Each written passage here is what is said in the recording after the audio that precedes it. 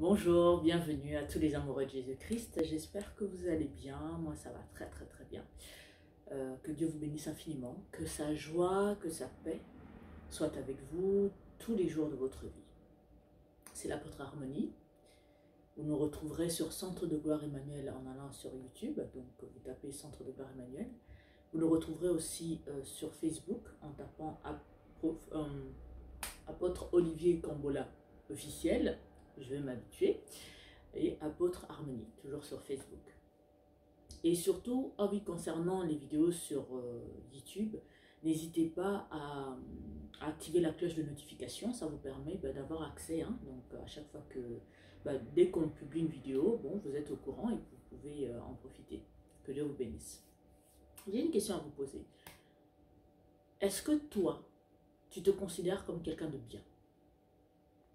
Est-ce que quand on te pose une question ou il est question de dire si quelqu'un est quelqu'un de bien, est-ce que dans ton cœur, tu te considères en tant que quelqu'un de bien? Et qu'est-ce que ça t'inspire, ça, être quelqu'un de bien? Est-ce que tu es de ceux qui sont égoïstes, qui sont méchants, qui sont facilement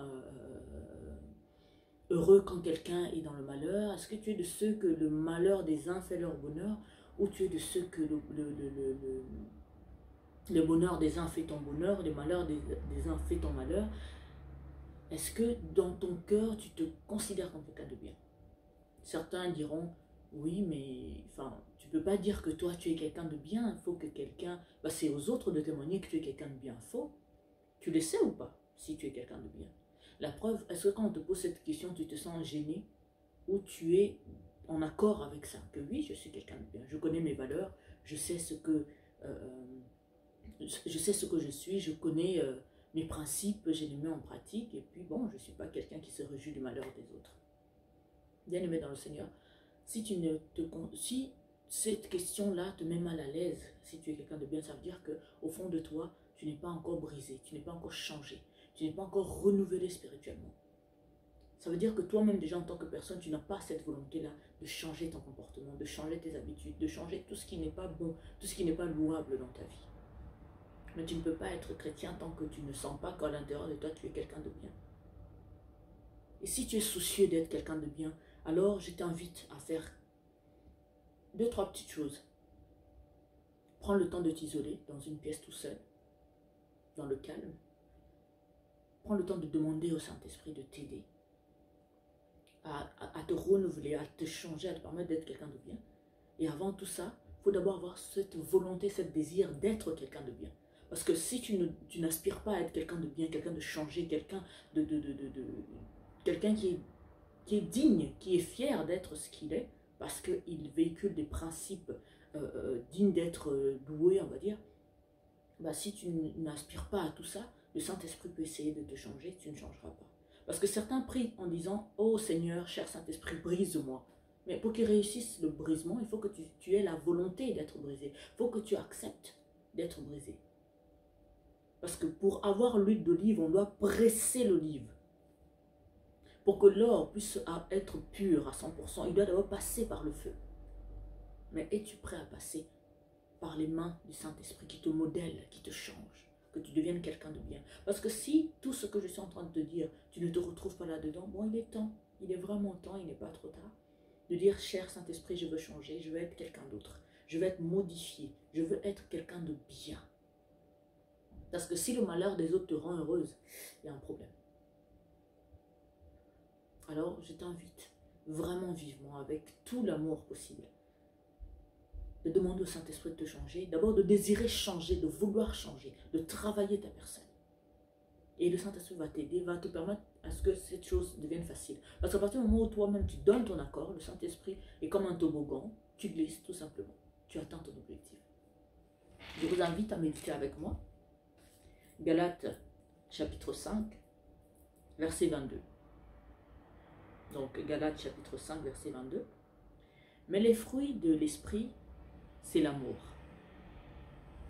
la joie, la paix, la patience, la bonté, la bénignité, la fidélité, la douceur, la tempérance. Est-ce que tu arrives au moins à te reconnaître dans tout ce que je viens de citer? Parce que si c'est non, alors il est temps que la parole de Dieu puisse vivre en toi. Donc c'était Galatins 5, 22. À lire, à méditer et souciez-vous de votre être. Parce que de votre être intérieur. Parce que si tu n'es pas sûr que tu es quelqu'un de bien, si tu es sûr, tu sais très bien que tu n'es pas quelqu'un de bien, et puis tu prétends être un chrétien, il y a un problème. C'est comme quelqu'un qui marche avec un pied long et un pied court. C'est pas possible. Il n'y a pas de stabilité. C'est pas compatible.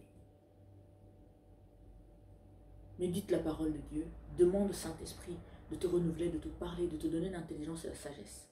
De changer ton être. Médite la parole de Dieu.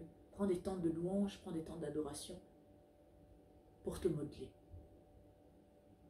Parce que les gens qui ne sont pas bien, ces gens-là qui attendent le malheur des autres pour être bien, c'est des gens qui souffrent. Ils ne sont pas bien dans leur vie, dans leur peau et tout.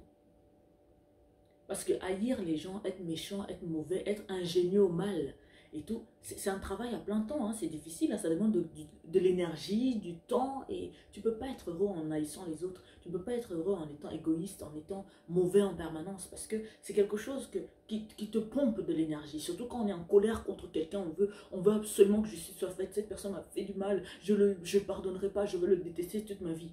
Tu sens que tu n'es pas heureux parce que tout le temps tu es relié au passé, tu es relié à tout ce qui s'est passé, et tu ressens une douleur, une souffrance que seul le Saint-Esprit peut régler. Mais pour régler ça, il faut refuser tout ça.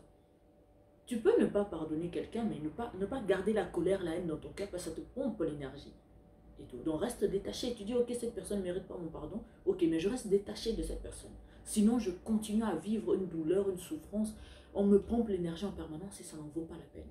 Sois quelqu'un de bien. Choisis d'être quelqu'un de bien. Parce qu'il n'y a que ça qui te permet d'être heureux, d'être détendu, d'être libre. Pourquoi les riches, les pauvres, les classes moyennes, souvent ne sont pas heureux? Parfois, parce qu'on a tendance à être mauvais dans notre cœur. Et cette méchanceté-là nous pompe l'énergie, nous pompe notre joie, notre joie de vivre, notre joie d'être. Mais ça sert à quoi? Ça sert à quoi de souffrir en permanence? Ça sert à quoi d'avoir beaucoup d'argent ou d'être dans la classe moyenne ou être pauvre et tu as toujours une haine contre les autres personnes? Tu ne seras jamais heureux, tu ne seras jamais libre, tu ne seras jamais détendu. Alors, tu dois méditer la parole. Tu dois désirer être quelqu'un de bien, quelqu'un d'autre. Et ne plus laisser la haine, la colère et tout le reste te miner. Parce que c'est ça qui fait de toi un être méprisable, un être que le Saint-Esprit ne veut pas. Veux-tu être un être que le Saint-Esprit aime, où il puise, il trouve sa joie? Alors c'est le moment de décider d'être quelqu'un de bien. Désire être quelqu'un de bien et donne-toi les moyens d'arriver à travers la parole, en refusant toutes les mauvaises choses que tu faisais avant. C'était l'apôtre Harmonie, que Dieu vous bénisse infiniment. À très bientôt pour une autre vidéo. Soyez vraiment bénis et édifiés par cette parole.